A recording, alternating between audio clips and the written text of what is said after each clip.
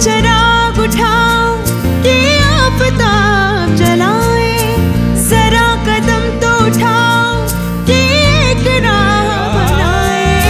उतारो पाँव से मेहंदी की ये पाँव जलते हैं, उतर के राह पे देखो कि ये पाँव चलते हैं।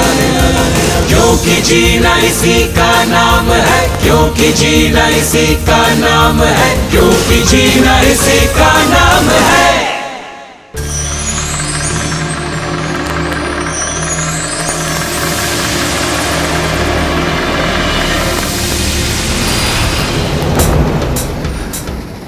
हम तुम्हारी सेवाओं के लिए तुम्हारे एहसानमंद हैं काका,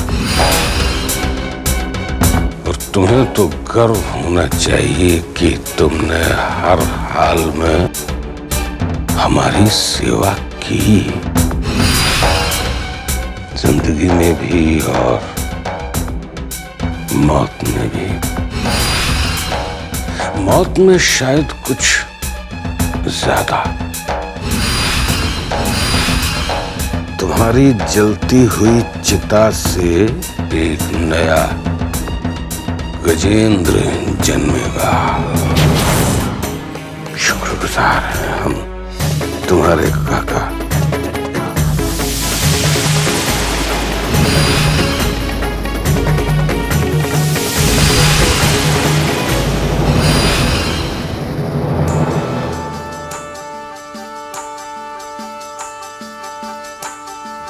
सविता जी,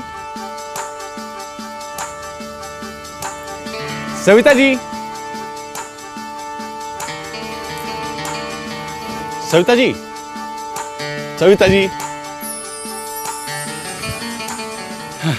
सविता जी। अरे आप, नमस्ते। आप जिस तरह सोच में डूबी थी, मुझे तो लगा कहीं आप मुझे पहचानने से ना इनकार कर दें। नहीं, ऐसी कोई बात नहीं है। मैं वो जरा, दरअसल आपकी ये किताब आपको लौटानी थी। वैसे तो मैं आपके घर ही आ रहा था, लेकिन अब आप मिल ही गई हैं तो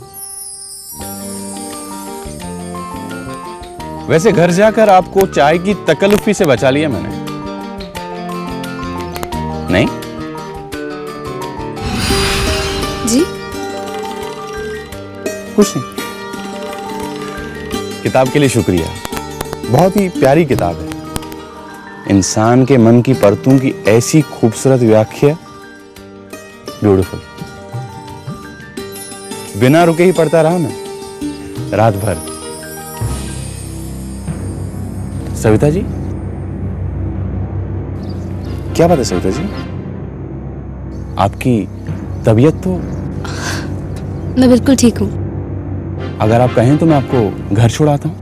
नहीं मास्टर जी, मैं ठीक हूँ, मैं चली जाऊंगी। कोई परेशानी, कोई समस्या हो तो आप मुझे कह सकती हैं। नहीं मास्टर जी, कोई परेशानी नहीं, बस आजकल जरा मन को कुछ अच्छा नहीं लग रहा। शायद अपनों की याद आ रही है, शायद दिल्ली की। घर के लोगों की याद तो हमेशा ही आती है, पर आजकल उन सबको थोड़ा ज्यादा मिस कर रही हूँ। वैसे मेरे पास, यानी आपके इस मन के ना अच्छे लगने का भी इलाज है। आपका ही दिया होगा। मेरा? वो क्या? आपने तो कहा था कि जब आपका मन उदास या परेशान होता है तो आप उस तालाब के पास चली जाती हैं। उस जगह की शांति और वीराना आपके मन को सुकून देता है। जी। तो क्यों ना हम दोनों वहां चलकर कुछ बातें करें? आप चाहें तो चुप भी रह सकती हैं, बातें मैं कर लूंगा। और यदि आपको सुनने से भी ऐतराज है तो मैं भी नहीं बोलूंगा। नहीं मास्टर जी, मुझे बातों से कोई परहेज नहीं, खासकर जब आप बात कर रहे हो तब तो बिल्कुल भी नहीं। आइडिया बुरा नहीं है, चलिए चलते हैं। तो चलिए। मास्टर जी, मैं जरा घर जाकर आती हूँ, कुछ 10 मिनट लगेंगे। नो प्रॉब्लम, मुझे भी थोड़ा स्कूल में काम है, बस 5-7 मिनट का। आप चलिए, मैं आपके घर पहुंचता हूँ।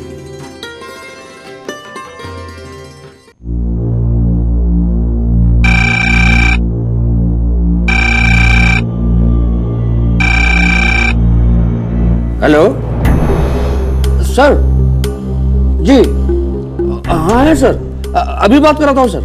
सर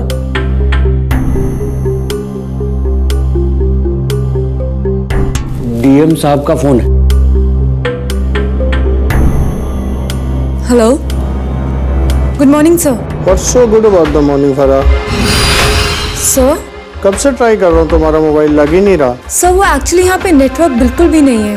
वो तो ठीक है, लेकिन तुम वहाँ कर क्या रही हो?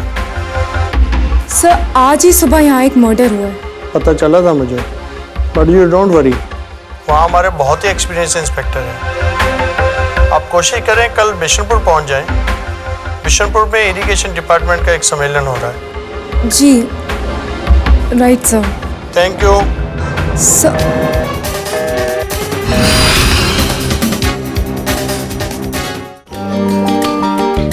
अरे ललन, कैसे हो भाई? खुश हूँ मास्टर जी, बहुत खुश। वो तो बस ऐसे ही वो मेरी पद्मिनी है ना, कमाल है मास्टर जी। कभी कभी उसे मुझ पे इतना प्यार आ जाता है ना, कंट्रोल ही नहीं होता, भिड़ जाती है। इसमें उसका भी कोई दोष नहीं है ना मास्टर जी। वो कहते हैं ना कि प्यार अंधा होता है। टक्कर लग गई मास्टर जी। वो तो है, मुझे बस तुम्हारी थोड़ी चिंता हो गई थी, पर मैंने तो कुछ और ही सुना। और क्या मास्टर जी, और क्या सुना? यही कि मंगत और प्रभु ने तुम्हारी धुनाई की और ये सब उसी से। अरे बकवास बकवास है मास्टर जी। अरे हमारे देश के लोगों को तो अफवाह उड़ाने की आदत ही है। वो कहते हैं ना, तीली का तलवार बना देते हैं। वो कोई रास्ते में गिर गया तो कहेंगे ट्रक गुजर गया उस पे, किसी की भैंस ने बच्चा दिया तो कहेंगे लल्ला हुआ लल्ला। चलो ठीक है, अपना ख्याल रखो। मैं तो चलता हूँ। कहाँ? मैं नर्स बेंच के यहाँ जा रहा हूँ। और वो तो घर पे है ही नहीं। नहीं, अभी तो। लेकिन तुम्हें कैसे मालूम? अरे मास्टर जी, अपनी इन आंखों से देखा है मैंने। वो है ना वो बड़े घर का लड़का, खतरनाक सा, उसके साथ जाते हुए देखा है। बड़े घर का कौन? किसकी बात कर रहे तुम? क्या नाम है उसका? वो हमेशा गुस्से में रहता है, दाढ़ी वाला, अभिमन्यु। उसी के साथ गई है। 5 मिनट हुए अभी। क्या सोचा तुमने?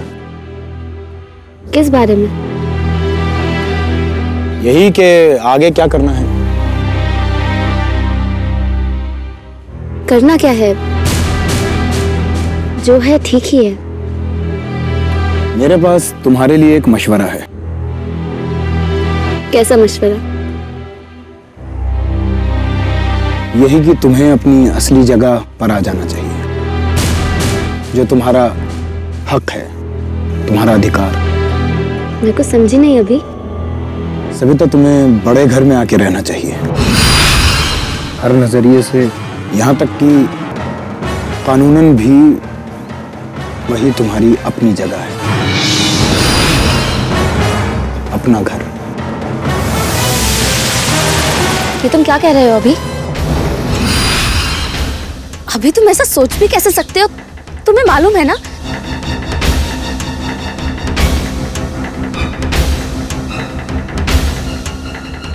इसमें सोचने वाली क्या बात है सरिता?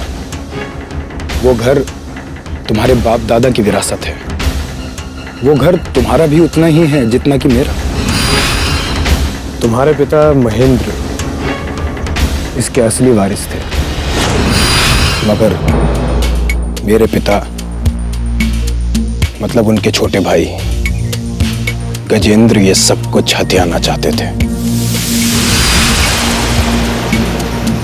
हम दोनों वो दिन कभी नहीं भुला सकते, जब इसी वसीयत के लिए गजेंद्र ने अपने बड़े भाई प्रोफेसर और उनकी बीवी का कत्ल कर दिया।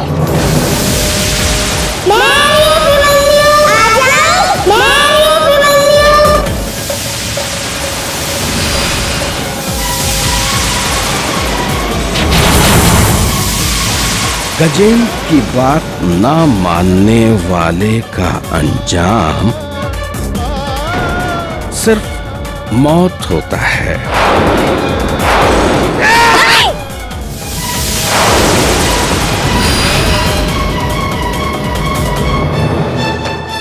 मैं जानता हूं कि तुम्हारे पिता के दोस्त प्रोफेसर साहब ने दिल्ली में तुम्हें यह कभी एहसास नहीं होने दिया कि तुम उनकी असली बेटी नहीं हो। लेकिन अब जब वक्त और तकदीर ने तुम्हारे सामने सच को लाकर खड़ा कर दिया है, अब तुम इनसे इनकार नहीं कर सकती सविता। तुम्हें बड़े घर में ही रहना चाहिए। नहीं अभी, तुम ऐसा सोच भी कैसे सकते हो? मैं उस घर में जाके रहूंगी जब मेरी माँ का खून हुआ हो।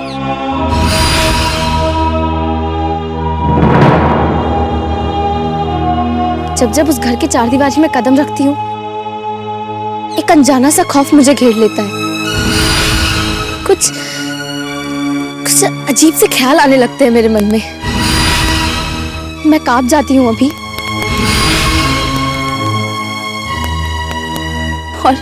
और हॉल में जो भी कुछ हुआ अभी, वो तो तुमने देखा ही है ना। पर सविता, यादें सिर्फ बुरी ही नहीं होती, अच्छी भी होती हैं। हर घर में मौत होती है, मातम होता है, पर वहां खुशियों के लम्हे भी आते हैं। तुम्हें अपने ऐसे ही लम्हों को याद करना पड़ेगा जब तुम वहां बहुत खुश थे।